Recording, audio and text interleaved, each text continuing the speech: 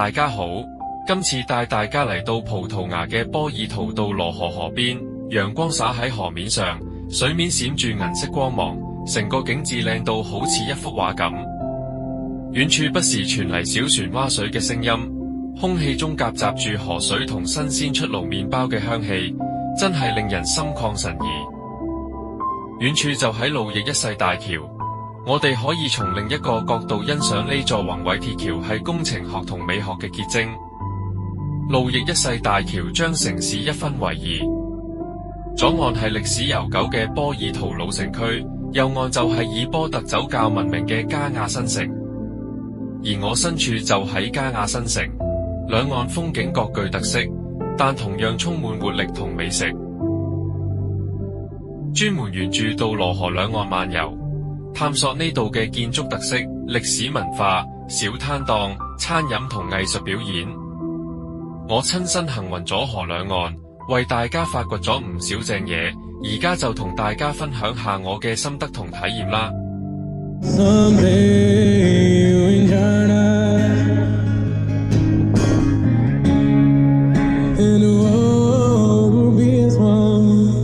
被一陣音樂吸引住，原嚟係一位街頭藝術家彈吉他唱住動人音樂。我發現呢度每隔幾步就會有街頭藝術家表演，亦會經常聽到法多音樂。法隊音樂係葡萄牙嘅傳統音樂，已被聯合國教科文組織列入非物質文化遺產名錄。悲傷而深情嘅旋律真係好觸動人心。我哋一齊嚟欣賞下，順便睇下周圍嘅景色。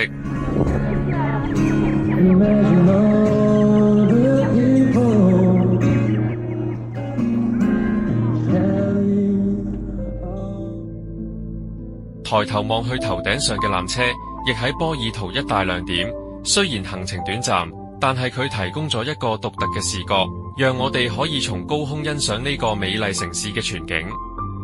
從纜車度可以睇到波爾圖最標誌性嘅天際線，包括路易一世大橋、里貝拉老城區、杜羅河、教士塔。大家有冇發現喺杜羅河上有好多船仔？佢哋就喺傳統嘅 Rebelo 船。呢啲船好有特色，造型古雅。原嚟佢哋有段古嘅歷史上係用來運送波特酒桶。幾十年前，呢啲船喺偏遠嘅葡萄酒產區同加亞新城嘅酒窖之間運送著名嘅波特酒。當時未有公路同鐵路，酒莊只能透過河流運輸酒桶。而由於杜羅河水流湍急，水深較淺，航行需要經驗豐富嘅水手先可以將珍貴嘅美酒安全運到港口。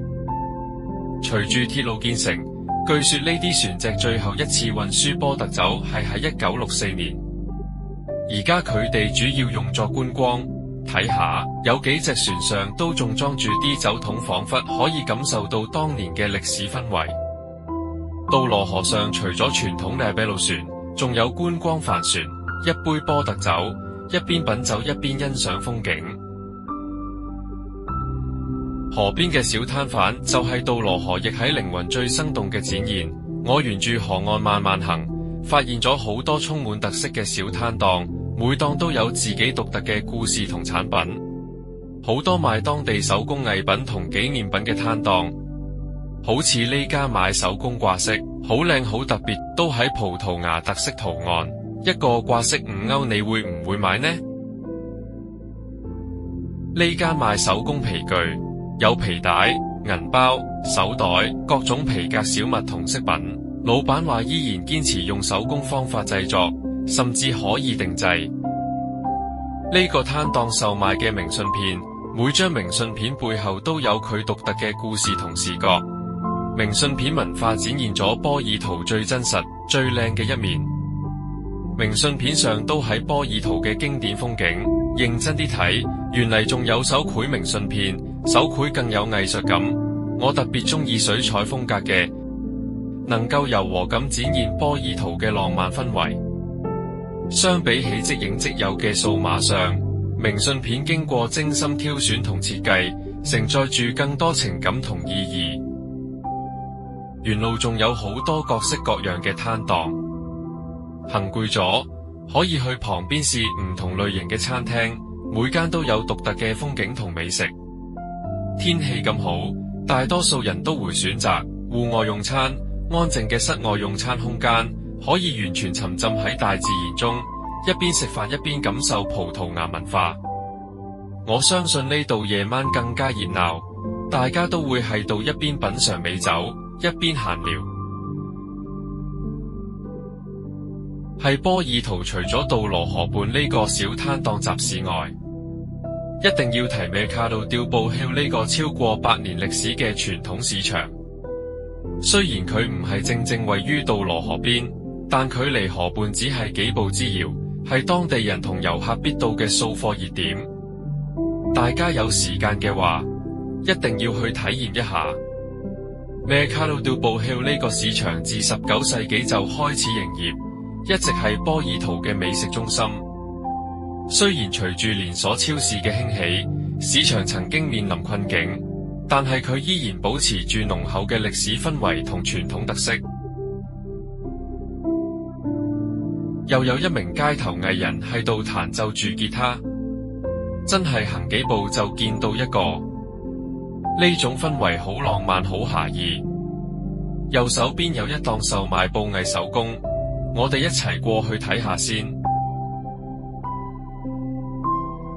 除咗布袋，仲有一啲布藝公仔，而最吸引我喺呢個排滿葡萄牙建築特色門窗嘅布袋，令我諗起細個玩過歐式積木。唔知大家又會鍾意邊個圖案呢？繼續行返岸邊，發現好多遊客都會坐喺度休息，成個人好放鬆，感官反而更加敏銳。我聞到河風送過嚟嘅香味，感覺到陽光嘅溫度變化，聽到更遠地方嘅聲音，呢種感覺真係要親身經歷先會明白。一齊嚟感受下世界有咁多細微嘅美好。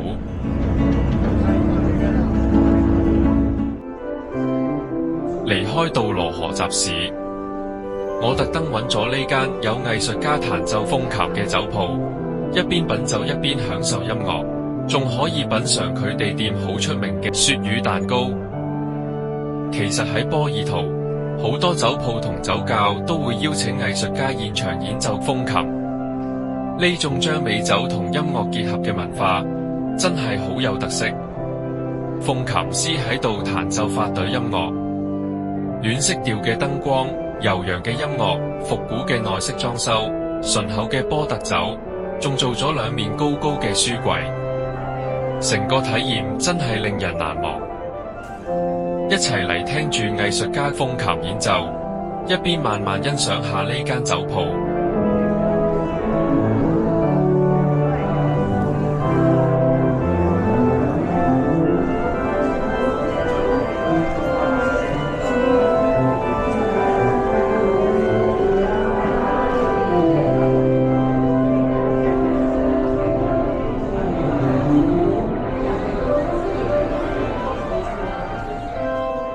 前面呢個亦喺呢間店好出名鱈魚蛋糕。嚟到葡萄牙，點可以唔試下佢哋嘅國寶鱈魚？當地人叫佢做 bacalhau， 仲有個好得意嘅講法，話葡萄牙有365種鱈魚做法，每日食一款，1年都可以唔重複。雖然今次我沒嘗試365種食法，你哋嚟嘅時候可以試下。Yeah, it's a codfish cake. Codfish and then cake. some have cheese and some others don't. 剛剛靚仔店員同我介紹呢款鱈魚蛋糕，配埋波特酒，簡直就喺味蕾盛宴。佢仲話鱈魚菜式最好配搭葡萄牙嘅白葡萄酒，可以帶出魚嘅鮮味。呢款小食絕對係葡萄牙嘅國民美食。外表炸到金黃鬆脆，一咬落去，外面脆卜卜，裏面係嫩滑香濃嘅鱈魚肉同薯蓉，熱辣辣。主要材料喺馬鈴薯泥、雞蛋同醃鱈魚絲。沿住樓梯我嚟到2樓，2樓就喺品酒賣酒嘅地方。It's a pot. How much is the pot? It depends. We have for 10 euros the glass, and it goes up to 35 the glass. 35 a bottle or glass? Glass. A glass. This one is 10 and 25. Oh. 波特酒其實係一個好有趣嘅故事。根據資料，波特酒係原產於葡萄牙到羅河流域嘅強化葡萄酒，因為通過喺葡萄發酵過程中添加白蘭地中子發酵嘅獨特工藝，所以具有高甜度同18%至20%酒精度嘅特徵。歷史上，波特酒嘅起源可以追溯到17世紀。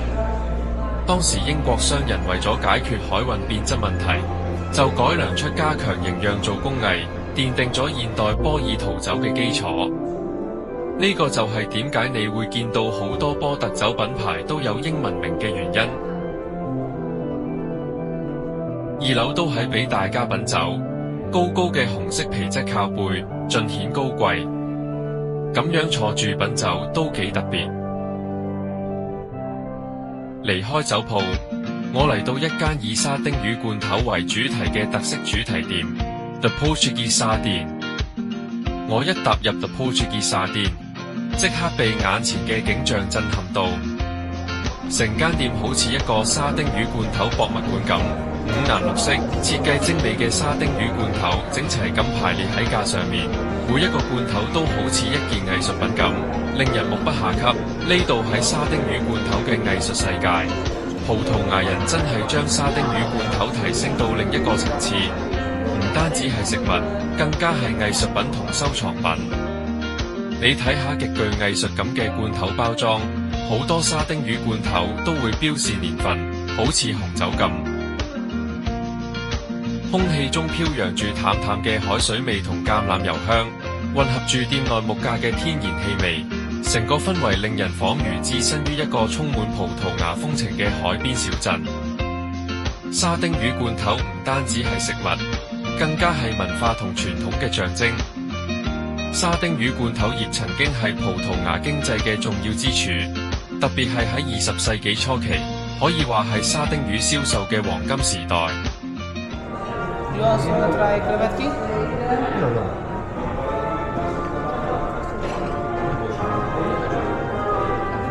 Dođi ti ako sestra, brat.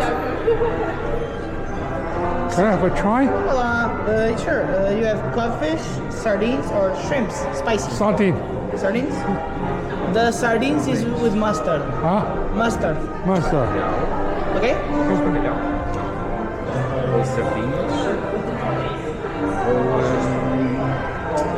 Camarões. Thank you. So how much a pet is this? 11 euro 40 cent. 11 euro 40 cents. 靚仔店員話11個4歐元一盒沙丁魚。呢排嘅包裝就更加有特色，復古設計，好多罐頭都用咗復古風格嘅插畫，描繪舊時葡萄牙海邊漁村嘅風光。海洋元素，藍白色調為主，充滿海洋同漁船元素。有啲仲設計成精美禮盒，係送禮嘅絕佳選擇。店員話呢啲設計唔單止為咗靚，仲係為咗保存同展示葡萄牙豐富嘅海事歷史同文化。行運成間店，我發現沙丁魚罐頭嘅種類多到令人驚訝，主要有原味沙丁魚、香料沙丁魚、辣味沙丁魚、檸檬沙丁魚、年份沙丁魚，仲有特別款，比如聖誕節、復活節等特別節日推出嘅限定包裝，紀念歷史事件或文化名人嘅特別版，用更優質材料同更精美包裝嘅高端產品，滿足唔同需求嘅食客。換着你又會鍾意邊種口味呢？我哋一齊喺評論區留言討論。今日介紹先到呢度，下次再見。